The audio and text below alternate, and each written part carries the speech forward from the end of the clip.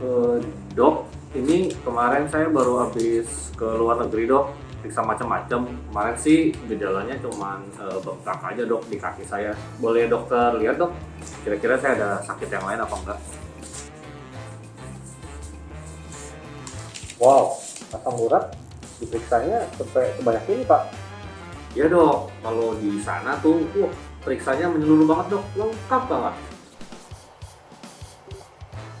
Sebenarnya Pak ya, kalau dari pemeriksaan saya tadi ke Bapak, kayaknya sih memang cuman radang sendi karena asam urat aja. Tapi kalau melihat hasil pemeriksaan sampai sebanyak ini, sepertinya Bapak juga terkena kanker. Kanker dok? Iya, tambah kering. Dokter lah.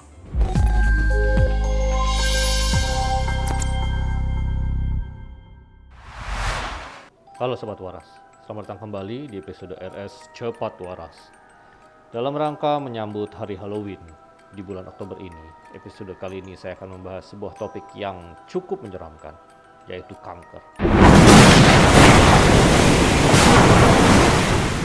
Benjolan yang tidak normal di tubuh manusia itu dalam dunia medis disebut dengan tumor. Dan tumor biasanya kita bagi menjadi dua, yaitu tumor yang jinak atau tumor yang ganas, atau nama lainnya adalah kanker. Itu yang mau kita bahas hari ini. Kenapa itu kanker sangat mengkhawatirkan? Karena kanker ini memiliki beberapa sifat yang sangat berbeda dengan tumor jinak. Ini bisa dilihat beberapa sifat khusus yang dinamakan kanker gitu ya. Antara lain dia terus-menerus membelah selnya ya, terus-terus bertambah banyak, makin besar.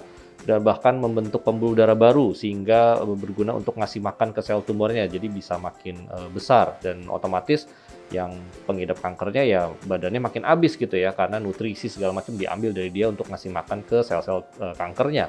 Dan sel kanker ini juga bisa lolos ya dari kematian sel yang sudah terprogram. Jadi tubuh kita tuh ada umurnya gitu ya, tentu akan ada yang namanya apoptosis atau kematian sel yang terprogram. Nah ini sel kanker tidak terjadi tuh apoptosis itu ya, dan dia bisa juga lolos dari sistem imun. Jadi sistem pertahanan tubuh kita mendeteksi sel kanker sebagai sesuatu yang berbahaya, mau dimusnahkan, dia bisa kabur dari sistem imun itu.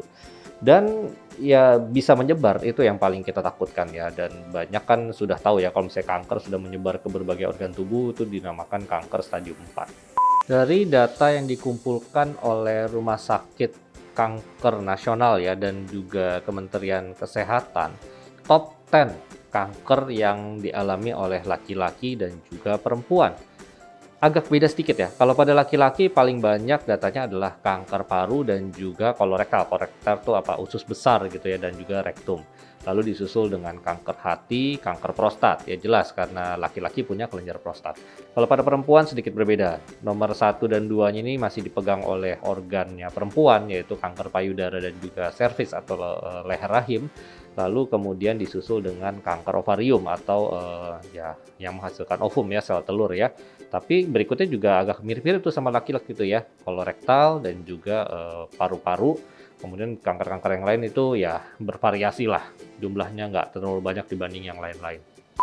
Kalau seseorang mendengar kata kanker itu seperti sudah tertimpa bencana gitu ya, atau seolah-olah waduh umur udah nggak lama lagi nih. Kenapa sih bisa sampai seperti itu?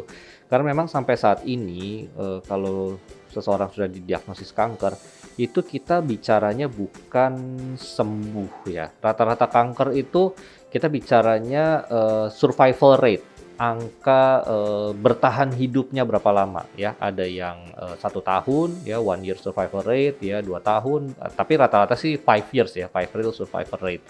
Nah itu tiap kanker juga beda-beda. Ada kanker yang kalau misalnya diderita 5 year survival rate-nya cukup baik, jadi dalam 5 tahun masih sangat banyak yang bertahan hidup.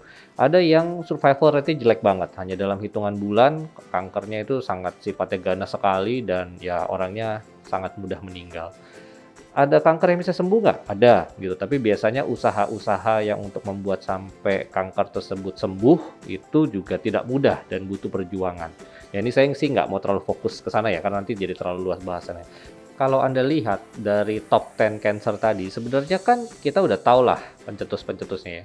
Kanker paru paling banyak penyebabnya karena merokok. Begitu juga dengan kanker kolorektum, itu juga faktor resikonya merokok. Ya tentu selain genetik ya, kalau misalnya keluarga Anda ada yang mengalami kanker, maka Anda lebih beresiko juga untuk terkena kanker. Begitu juga dengan kanker payudara, kanker organ kewanitaan pada wanita gitu ya. Tapi jangan salah, beberapa jenis kanker ini sudah ada vaksinnya. Karena salah satu penyebab kanker adalah infeksi virus juga bisa ya. Contoh misalnya kanker serviks itu kan dari human papilloma virus yang tipe ganas. Nah, itu sudah ada vaksinnya. Jadi untuk ya Anda yang wanita, perempuan, apalagi yang sudah melakukan aktivitas seksual, segeralah vaksin kanker serviks atau bahkan sebelum Anda melakukan aktivitas seksual.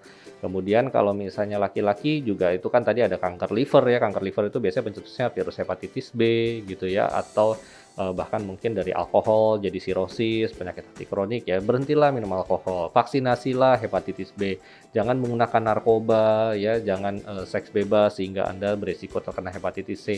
Intinya rata-rata pencegahannya balik ke lifestyle sih. Kalau misalnya kanker usus segala macam itu banyak karena misalnya sering terpapar dengan zat pengawet atau misalnya yang bakar-bakar gitu ya, radikal bebas ya, makannya nggak bagus gitu ya, tanda kutip makan jorok. Ya, jadi ya memang kita nih kalau mau sehat, makin menghindarkan diri dari kanker itu gaya hidup harus sehat. Cukup olahraga, kurangi stres gitu ya. Dan untuk perempuan ya, kanker payudara itu kan bisa deteksi secara dini dengan pemeriksaan sadari misalnya, dengan pemeriksaan payudara sendiri.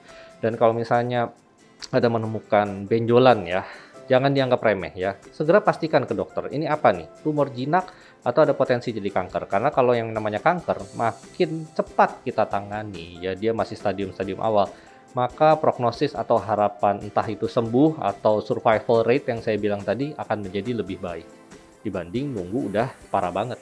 Nah, itu udah ya, apalagi kalau udah datang stadium 4 ya, kita mau gimana lagi? Kadang-kadang masuk nanti ke yang namanya terapi paliatif, hanya sekedar meringankan penderitaan. Kalau kankernya bikin nyeri ya dikasih obat nyeri, kankernya bikin sesek dikasih oksigen. Udah nggak ada lagi yang bisa kita lakukan, hanya tinggal nunggu ya kuasa yang maha besar saja. Jadi ya ini semoga menjadi pembelajaran untuk kita semua, apalagi buat mereka yang punya faktor resiko ya terhadap sakit kanker ini. Bagi yang merokok, cepet-cepet deh stop rokok deh ya. Karena meninggalnya itu nggak cepet, butuh waktu, menderita gitu loh. Pasien kanker itu menderita, jadi sangat tidak nyaman. Jadi ya mari kita pertahankan pola hidup sehat dan semoga Anda semua senantiasa waras. Semoga info ini bermanfaat.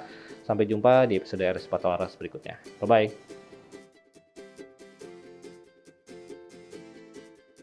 Trombosit yang sangat tinggi harus dievaluasi apa penyebabnya, karena memang bisa menyebabkan kondisi yang berbahaya juga.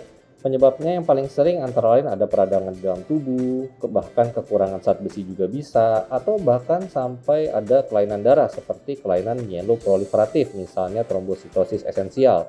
Bila perlu, konsultasikanlah dengan dokter spesialis penyakit dalam konsultan hematologi agar segera diketahui penyebabnya. Semoga cepat sembuh. Bila suka kram saat cuci darah, ada beberapa hal yang perlu dievaluasi, antara lain apakah ada gangguan pada elektrolit darah. Lalu apakah berat badan kering Anda juga sudah naik? Hal yang lain adalah apakah penarikan cairan terlampau cepat pada saat dilakukan cuci darah. Hal itu juga bisa membuat kram. Coba diskusikan dengan dokter ahli ginjal yang menangani cuci darah Anda. Salam sehat. Kami para Loki memutuskan bahwa Anda boleh menyimak dari tengah.